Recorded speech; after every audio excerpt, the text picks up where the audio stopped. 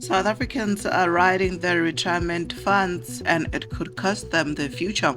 Senegal stripped of the AFCON title and they're not taking it lying down.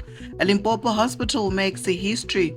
Twin boys are separated in a 7-hour surgery and two men are still missing as Limpopo battles devastating floods. I'm Thokozile Mangana. Let's get into it.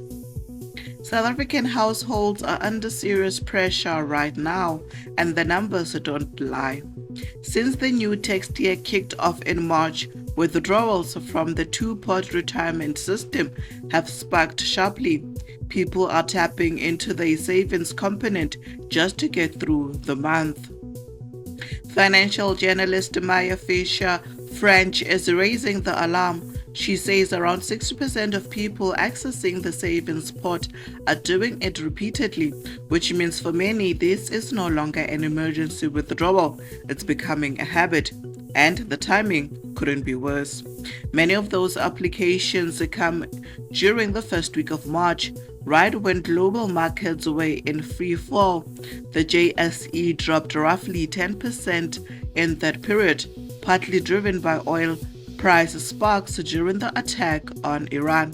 Because pension funds are invested in the stock market, withdrawing during a market dip means you are pulling out at the worst possible value. Fisher French's message is clear. This should be an absolute last resort unless it's a real emergency, hands off the retirement pot. In football news, and this one is wild, Senegal has been stripped of the African Cup of Nations title. CAF handed the trophy to Morocco after reviewing what happened during the final back in January. If you remember, Senegal's players walked off the pitch in red bed when Morocco was awarded a late penalty. Captain Saudi eventually cooked them back. Morocco missed the penalty and Mbappe scored in extra time to give Senegal a 1-0 win. But CAF's appeals committee says that walked out violated AFCON regulations. The result has now been officially recorded as 3-0 to Morocco. Senegal is furious. The Football Federation called the decision unjust, unprecedented, and unaccepted, and they are heading straight to the Court of Arbitration for Sport in Lusaka to appeal. The story is far from over. Now for some incredible news out of Limpopo. Conjoined twin boys born in January at Mankweng Hospital near Polokwane were successfully separated on Tuesday in a procedure that lasted nearly 8 hours. The twins were joined at the trach and shared certain organs, making this an extremely complex surgery. But Professor Nyaoleni and his team delivered.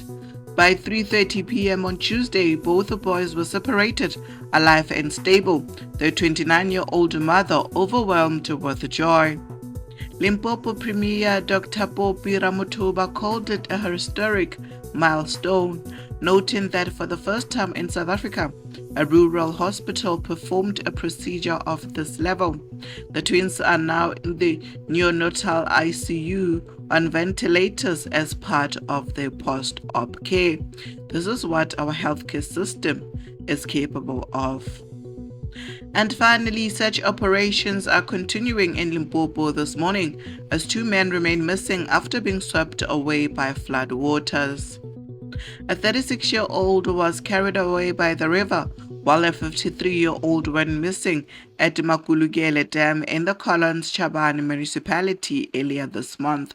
The province is still battling heavy persistent rainfall. Rivers are overflowing and three bridges in Gumela village near Masina have been washed away. The MEC is urging residents to stay away from flooded rivers and damaged bridges and warns that videos of people taking dangerous risks near floodwaters are circulating online. I'm Thokozile Mangana. Stay safe and stay informed. Thank you for watching.